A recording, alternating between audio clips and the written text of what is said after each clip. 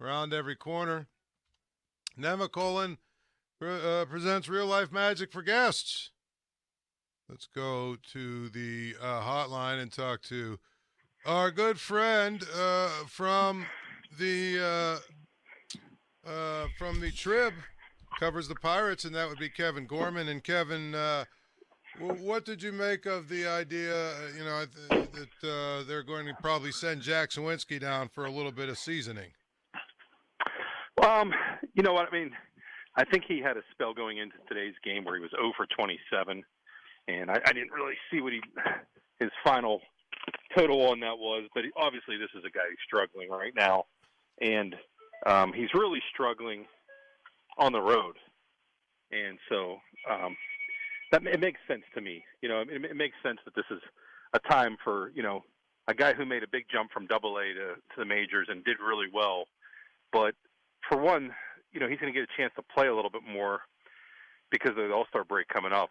So they don't have to worry as much about that part of it, is that, that this guy's going to have some time off. But also, you can see that he's a little bit overwhelmed at this point. That, when he gets a hold of the ball, he can drive it out of the park, obviously, with his 14 home runs. But just, hitting left-handers is a problem, and hitting on the road's a problem. And I don't know if that's two problems the Pirates can afford right now.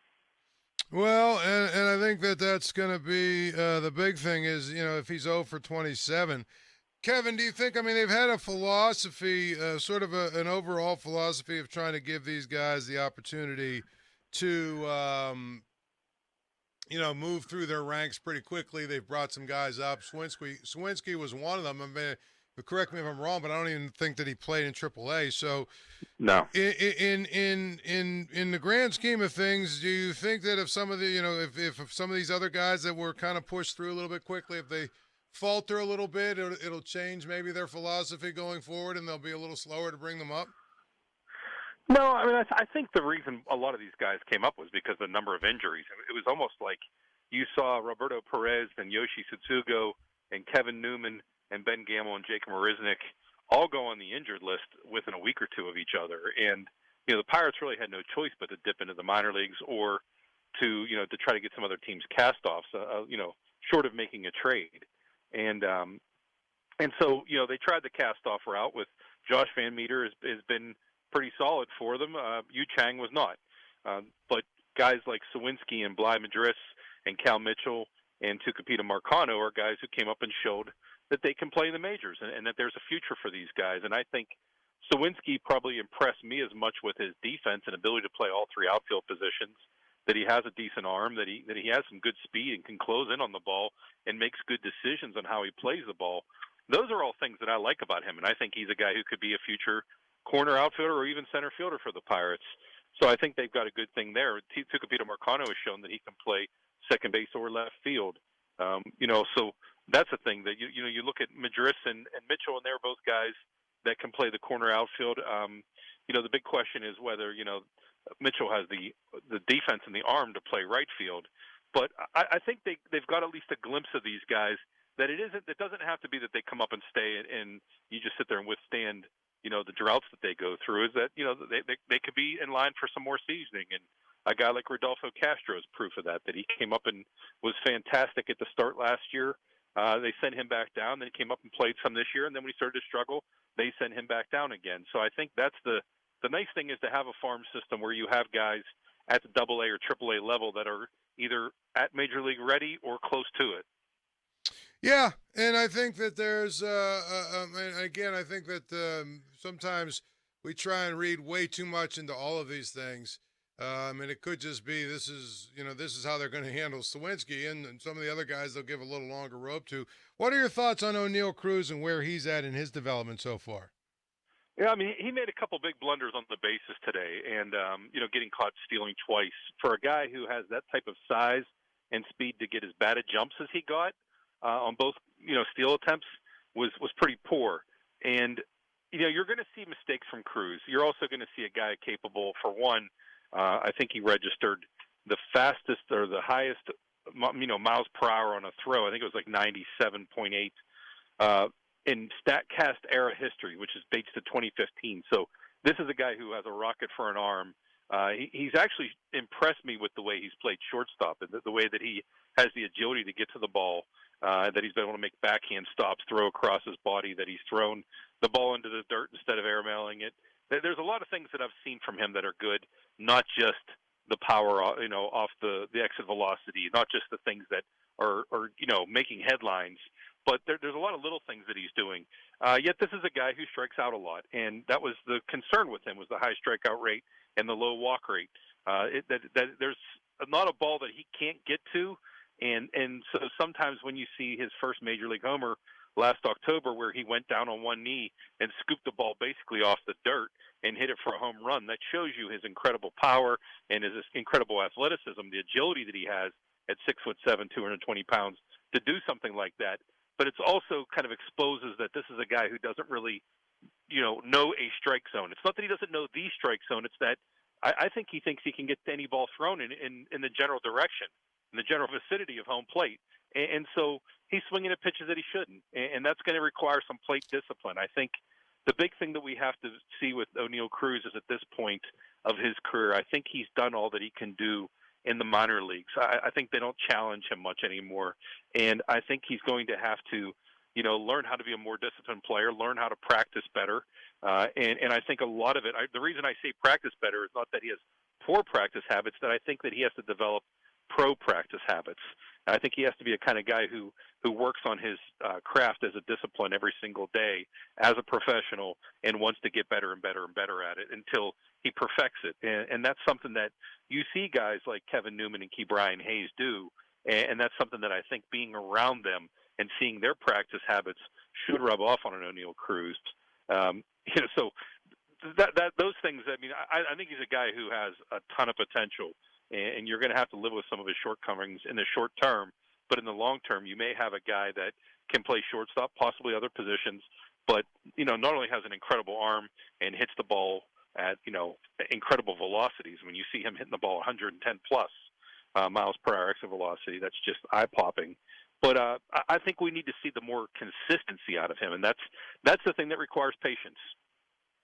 Yeah, and it's funny. People are enamored with some of the things he does, 100-mile-an-hour throws and all that other stuff. But you're right. It takes a lot more than that.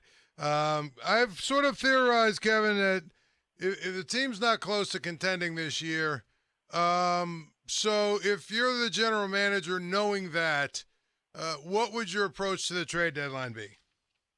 Yes, this is why I'm kind of showing patience in terms of moves like Sawinski and Madris and Mitchell and Marcano and even Castro, guys that have been sent down for more seasoning in the minors, is because why not play the veterans like Gamble and Marisnik, Yoshi Tsutsugo, and others, Kevin Newman? Why not play those guys right now and try to showcase them for the trade deadline in hopes that you can acquire more prospects? I mean, I don't know that any of those guys on their own is going to fetch a big-time prospect. But we've seen, guys like Austin Davis, the result of trading a left-handed reliever who was, just had a blip with the Pirates, that resulted in Michael Chavis, who's turned out to be a nice player. That they can make deals like that where they package a couple guys or put them to the right team that has a nice prospect. And that's not going to get much of a chance when you're trading with, say the Yankees or, teams that have deep farm systems.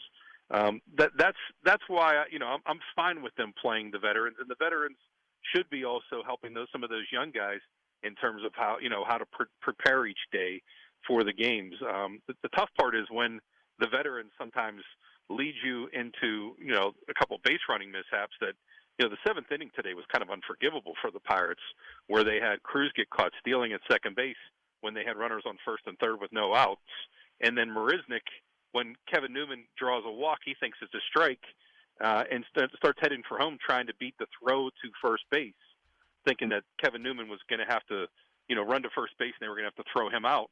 Marisnik tries to steal home and he gets caught. And, veteran mistakes like that are kind of unacceptable, although Jake Marisnik is has more than made up for it in this series with a couple home runs and some other big plays.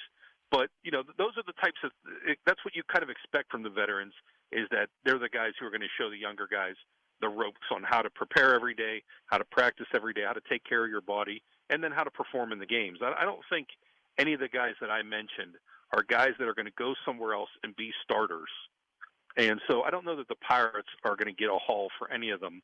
And I don't know that the Pirates, I think Brian Reynolds being injured kind of hurts his trade value at the moment. And I think the Pirates, if they were really wanted to deal Brian Reynolds, will do it in the offseason. And I think Clay Holmes doing what he's done, being basically the best reliever in the American League, has kind of given the Pirates maybe some pause to trade David Bednar just to trade him. I think they're looking at it as like, hey, we've got an all-star here, and we don't have to trade the guy when there's years of control involved, when the guy's pitching at a very high level, and he's an all-star guy, he's a hometown guy. I think that's given Ben Cherington some concern to say, okay, maybe we should hang on to this guy a little bit longer and see what the market says. But I think in terms of sellers, the guys the Pirates would trade are guys that are going to be free agents at the end of the year anyway. And so if they're trading them to get better for next year. Yeah, I mean, I think my whole thing about all of this stuff is that in the case of a guy like Bednar, I mean, you make a good point. The counter to that would be those guys with that kind of a profile, the hard throwers at the back of the bullpens. They tend to get overused. They tend to have arm fatigues, and if you look historically, they tend to follow a really strong year with a year that's not so strong. I'm just looking at the big picture and saying you don't need a closer if you're a bad team.